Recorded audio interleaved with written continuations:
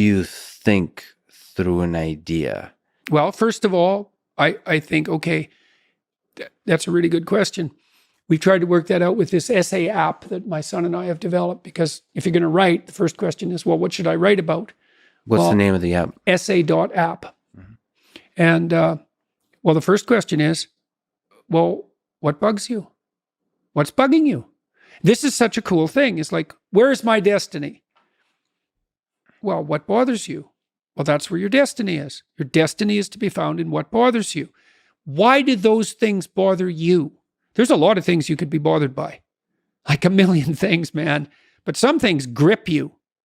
They bug you. And they might make you resentful and bitter because they bug you so much. Like, they're your things, man. They've got you.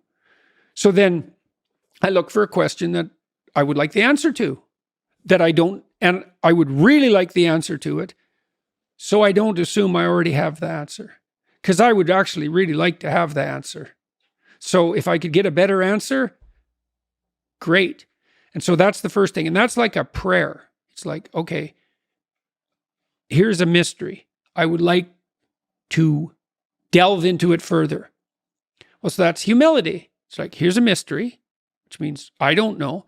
I would like to delve into it further, which means I don't know enough already.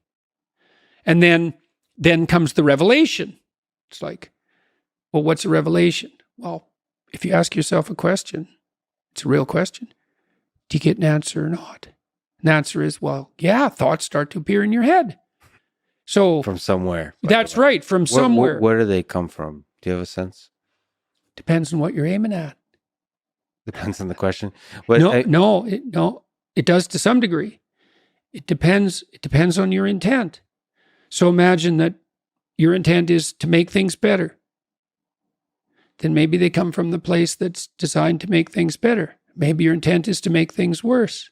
Then they come from hell. And you think, not really. It's like, you're so sure about that, are you? Is your intent conscious? Like, are you able to introspect it's conscious and habitual, right? Because as you practice something consciously, it becomes habitual. But it's conscious. It's like when I sit down before I do a lecture, I think, okay, what's the goal here? To do the best job I can. To what end?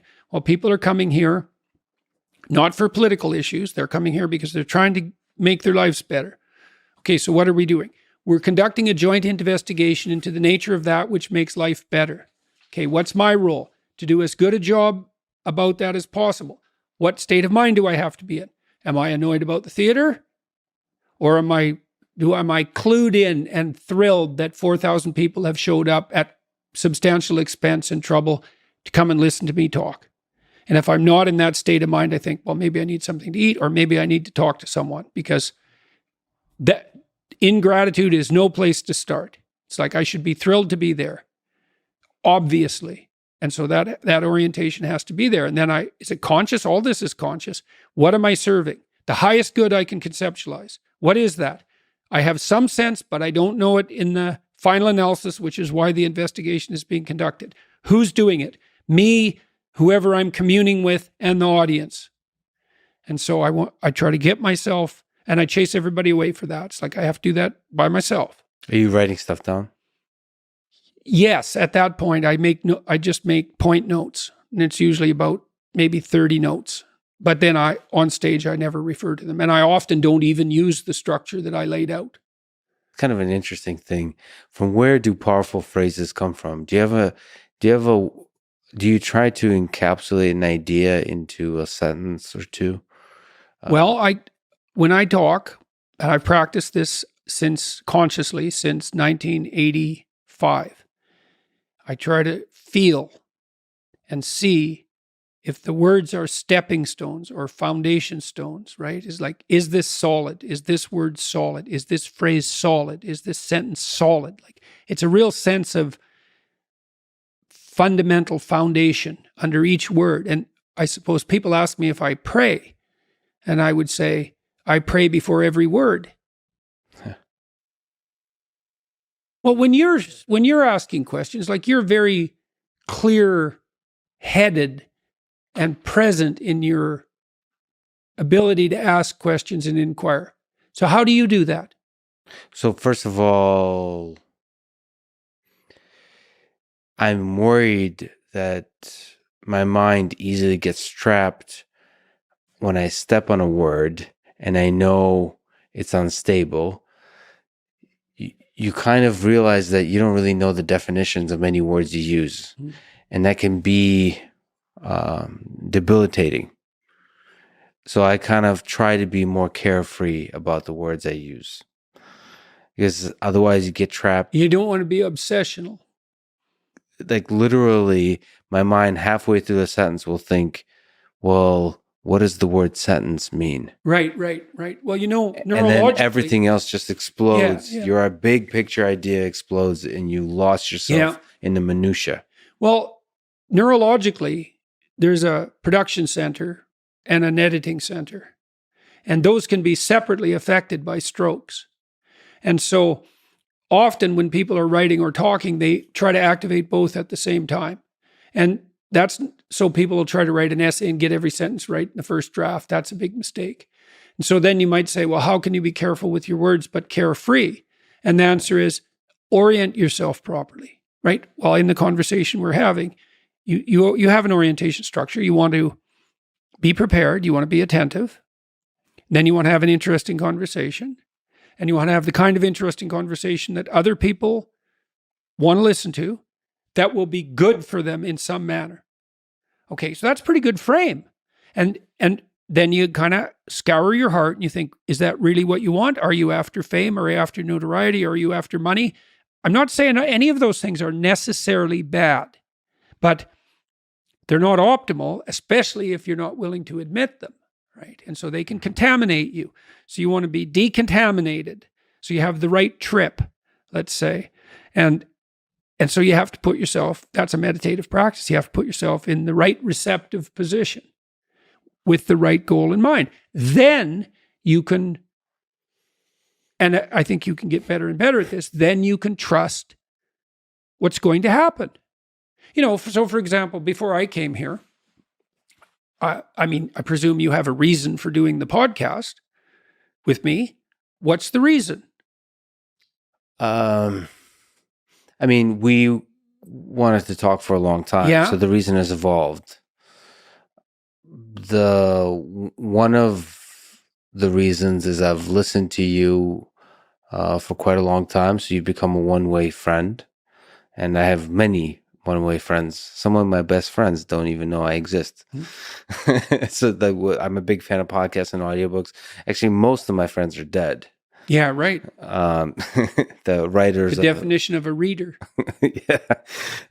With a lot of great dead friends. So I wanted to meet this one-way friend, I suppose, and have a conversation. And then there's this kind of puzzle that I've been longing to solve. The same reason I went to Ukraine, of asking this question of myself, who am I? And what was this part of the world? What is this thing that happened in the 20th century? That I lost so much of my family there, and I feel so much of my family is defined by that place.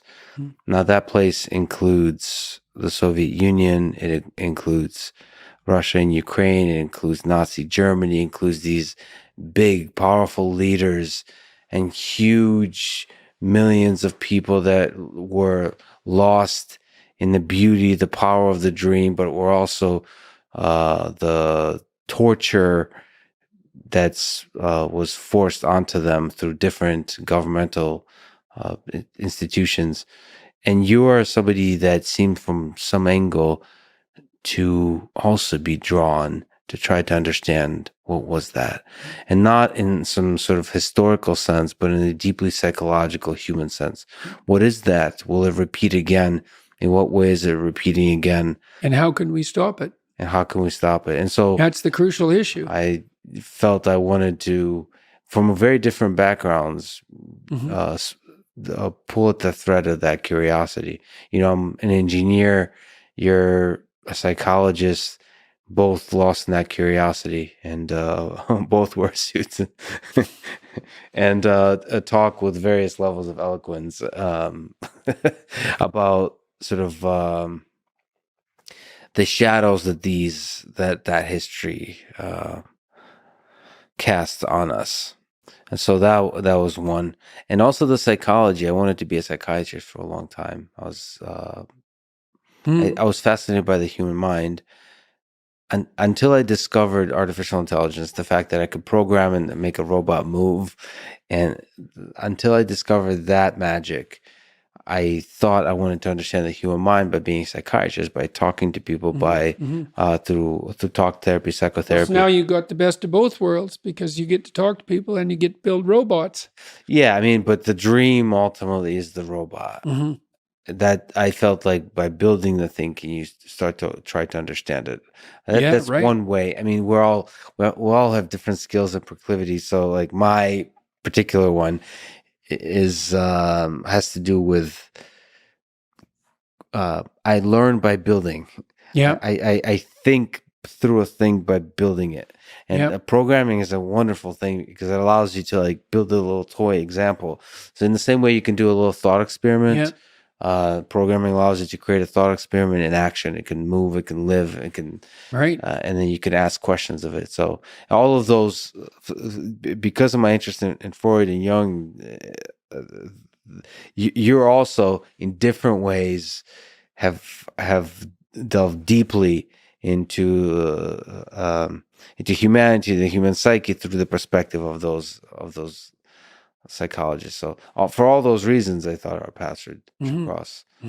Yeah. So that's quite a frame for a discussion, right? Yeah. You had all sorts of reasons. And then you think, well, are you just letting the conversation go where it will? It's like, well, not exactly.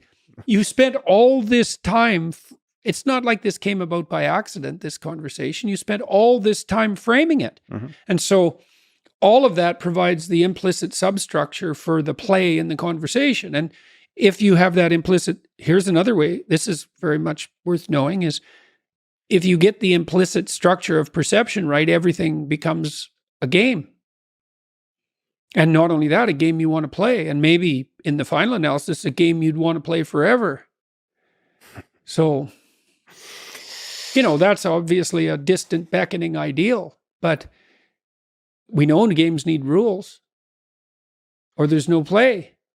Is there advice you can give, now that we know the frame, to give to me, Lex, about how to do this podcast better, how to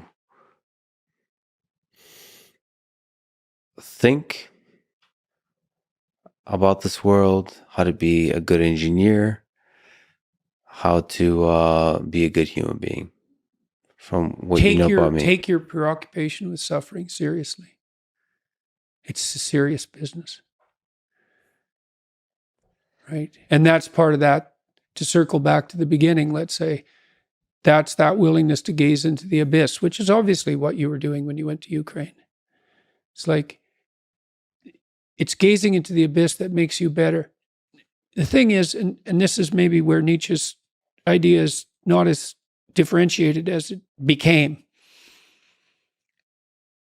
Sometimes your gaze can be forcefully directed towards the abyss, and then you're traumatized. If it's involuntary and accidental, it can kill you. The more it's voluntary, the more transformative it is. And that's part of that idea about facing death and hell. It's like, can you tolerate death and hell? And the answer is, this terrible answer is, yes, to the degree that you're willing to do it voluntarily. And then you might ask, well, why should I have to subject myself to death and hell? I'm innocent. And then the answer to that is,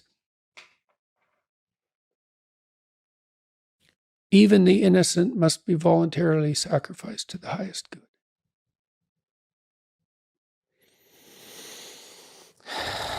That's such an interesting distinction. Voluntary suffering. Voluntary, yeah. Yeah. Well, that's why the central Christian doctrine is pick up your cross and follow me. And I'm speaking not in religious terms saying that. I'm just speaking as a psychologist. It's like one of the things we've learned in the last 100 years is voluntary exposure to that which freezes and terrifies you in measured proportions is curative.